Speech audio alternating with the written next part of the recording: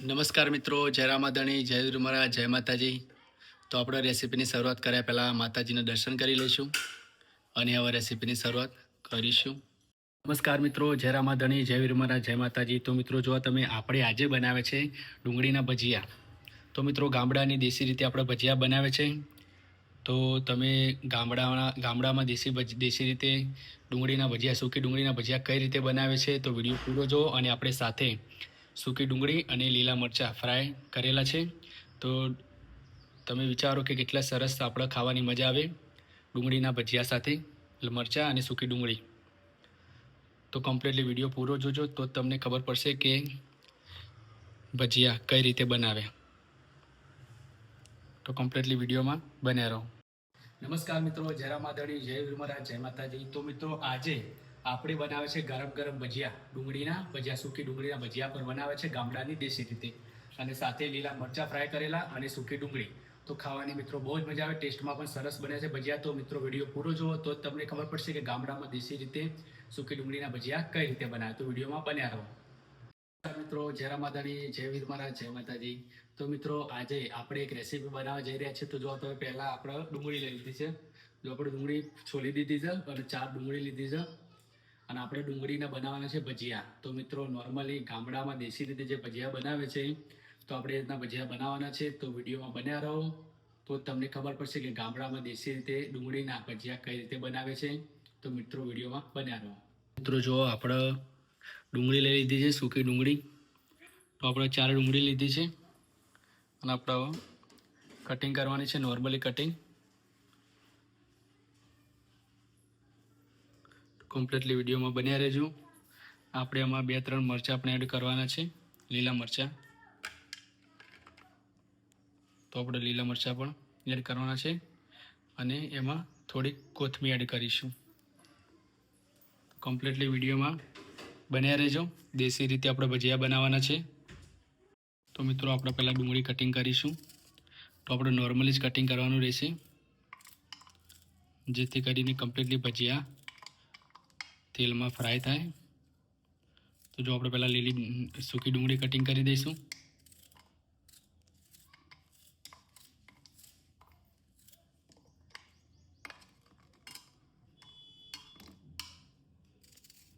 ત્યારબાદ આપણે લીલા મરચાં અને કોથમીર કટિંગ કરવાના રહેશે. તો પહેલાં સૂકી ડુંગળી કટિંગ કરી દઈશું.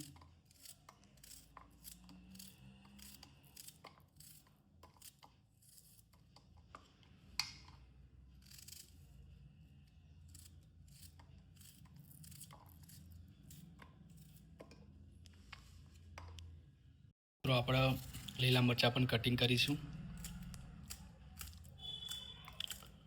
તો જો તમે આપણે લીલા મરચાં પણ નોર્મલ એટલે કે નાની સાઈઝમાં કટિંગ કરીશું.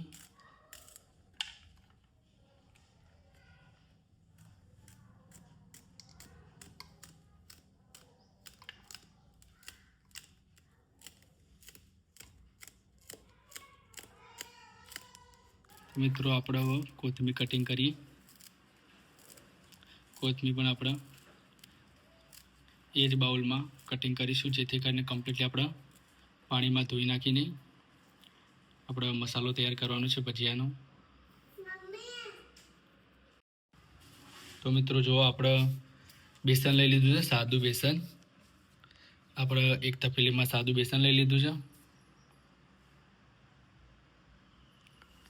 અને જો આપણે ડુંગળી, મરચાં અને કોથમીર જે કટિંગ કરી તે પાણીમાં આપણે જો કમ્પ્લીટલી ધોઈને આપણે એડ કરવાનું છે તપેલીમાં.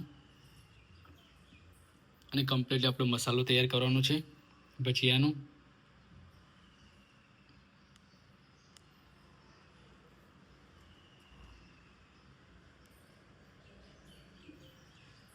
તો કમ્પ્લીટલી વિડીયોમાં બન્યા રહું. જો આપણે ગેસ ચાલુ કરી દીધો, કઢાઈ મૂકી દીધી ગેસ ઉપર.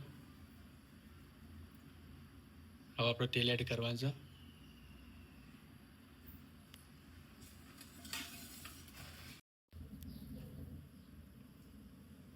તો આપણે હવે તેલ એડ કરીએ.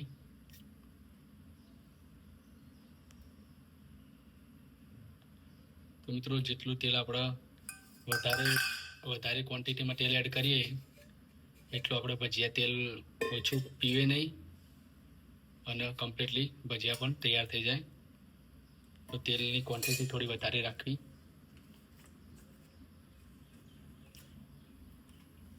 અને આપણે ગેસનું તાપમાન નોર્મલી જ રાખવાનું રહેશે.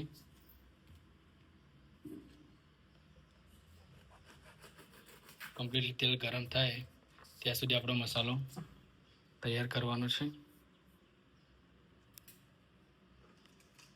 તો મિત્રો આપણો જો પાણીમાં મરચાં, ડુંગળી અને કોથમીર જે આપણે રાખ્યું હતું એ આપણે આમાં મિક્સ કરવાનું છે, મસાલો તૈયાર કરવાનો છે.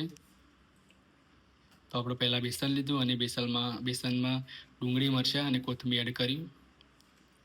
તો કમ્પ્લીટલી વિડીયો જોજો તો જ ખબર પડશે કે અમે આમાં ભજીયાના મસાલામાં શું એડ કરી.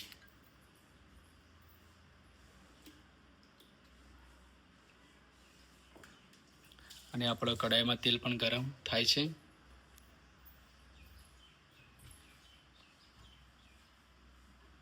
નોર્મલી તાપમાન પર ગેસના. તો આપણે આમાં મીઠું એડ કરીશું સ્વાદ અનુસાર. તમે જે પ્રમાણે ક્વોન્ટિટીમાં જે બેસન લો એ પ્રમાણે આપણે મીઠું એડ કરવાનું રહેશે. તો આપણે મીઠું એડ કરી દીધું અને હવે આપણે એમાં ખારું એડ કરવાનું રહેશે. એ પણ અમુક ક્વોન્ટિટી પ્રમાણે.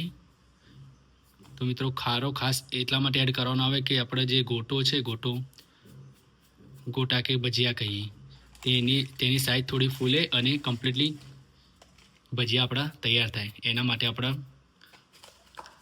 ખારો એડ કરીએ છીએ. તો આપણે એમાં પાણી એડ કરીશું થોડુંક અને સારી રીતે મિક્સ કરીશું. તો આપણો મસાલો કમ્પ્લીટલી બનાવવાનો રહેશે.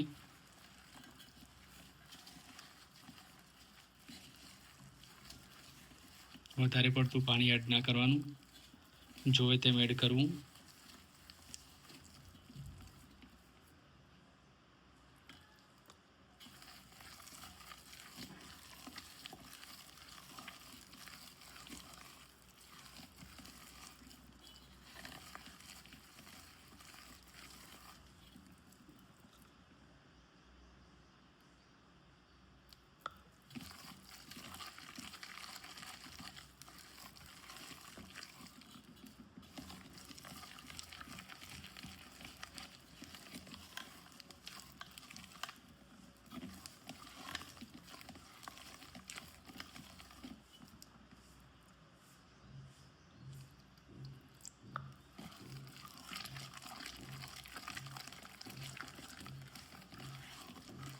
કમ્પ્લીટલી આપણો મસાલો તૈયાર કરીશું.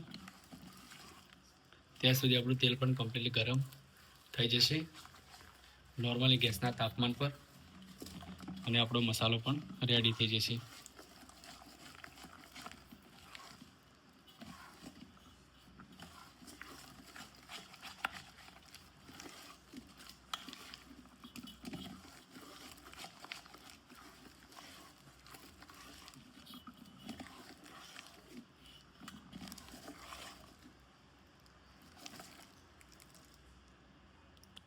તો આપણે મસાલો કમ્પ્લીટલી રેડી થઈ ગયો છે.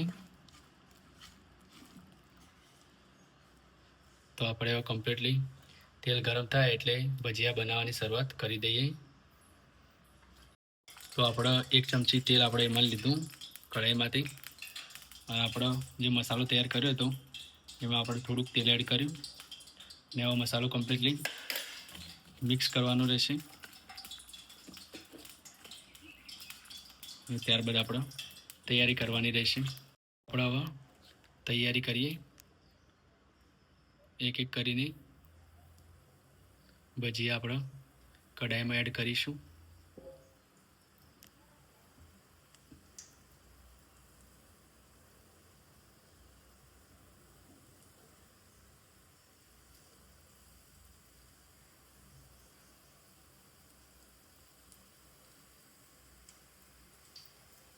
તેલના છાંટા ન દે તેનું ખાસ ધ્યાન રાખવું.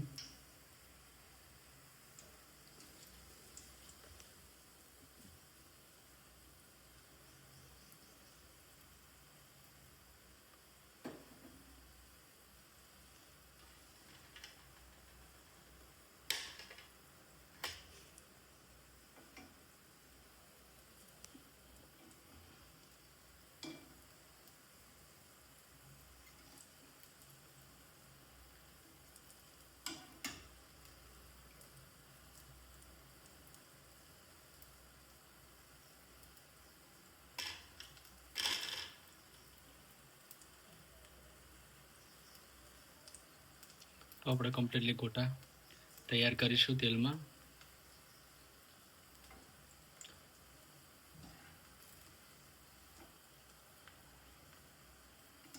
સાદી રીતે કહીએ તો આપણે ડુંગળીના ભજીયા.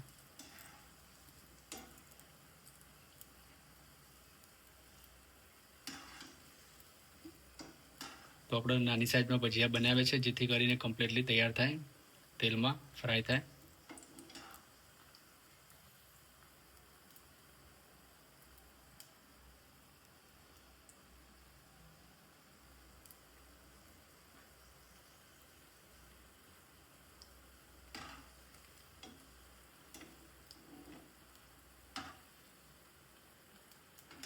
તો આપણે એક ભજીયું બહાર કાઢીને ચેક કરવાનું રહેશે.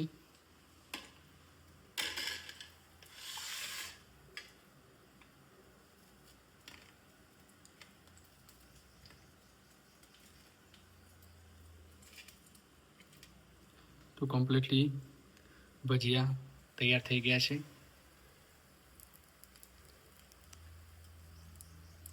તો આપણે નીચે ઉતારી દઈએ.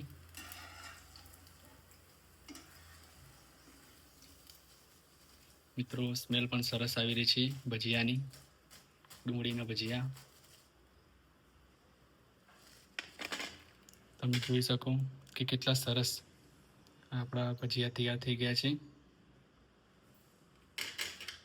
હવે આ રીતના આપણે બીજો ગોળ પણ તૈયાર કર.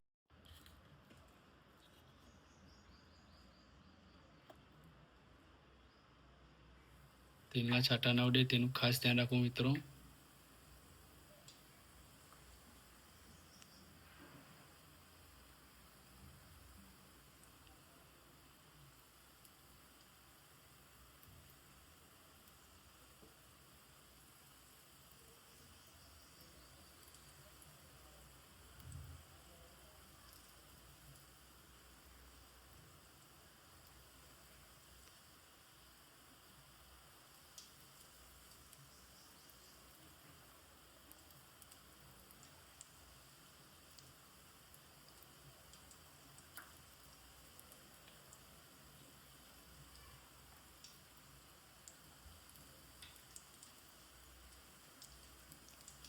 તો આપણે બીજું કોણ પણ કમ્પ્લીટલી તેલમાં તૈયાર થવા દઈશું.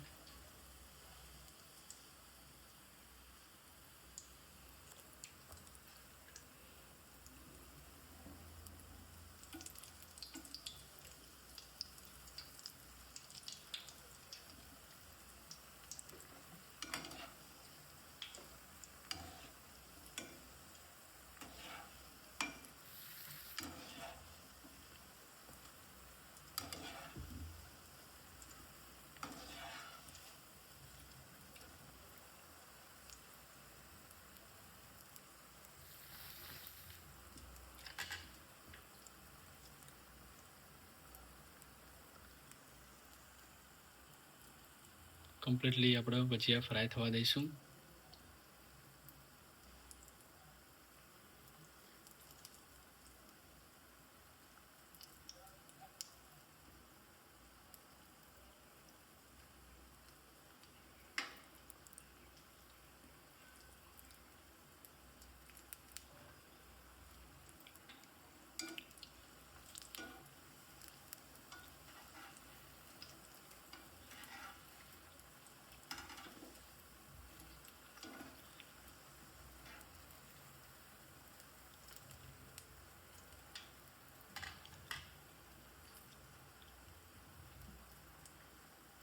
તો આપણા ભજીયા કમ્પ્લીટલી તૈયાર થઈ ગયા છે.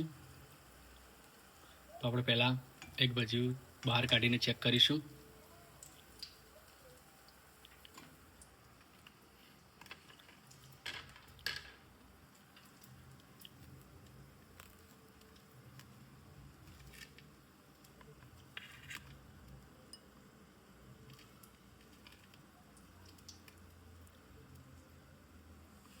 તો હવે કમ્પ્લીટલી આપણા ભજીયા તૈયાર થઈ ગયા છે. તો મિત્રો, ખાસ એ કહેવું, જો તમે ભજીયું આપણે બહાર કાઢો અને આપણે હાથમાં ચોટે નહીં તો સમજી લો કે આપણે ભજીયા કમ્પ્લીટલી તૈયાર થઈ ગયા છે. તો એની ખાસિયત એ છે. તો આપણે હવે ભજીયા બહાર કાઢી દઈશું.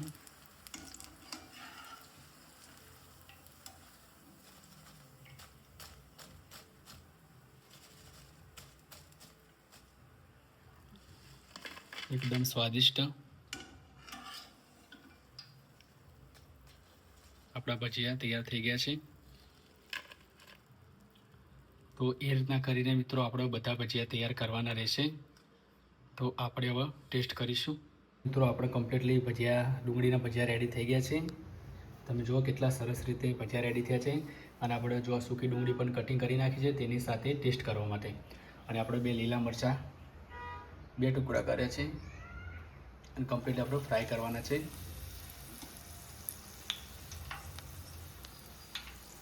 તો આપણે નોર્મલી તેલમાં ફ્રાય કરી દઈશું.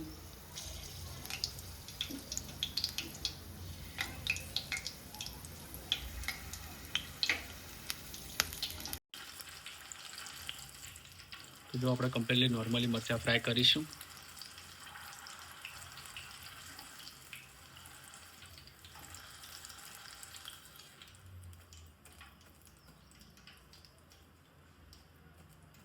અને આપણે હવે ગેસ બંધ કરી દઈશું.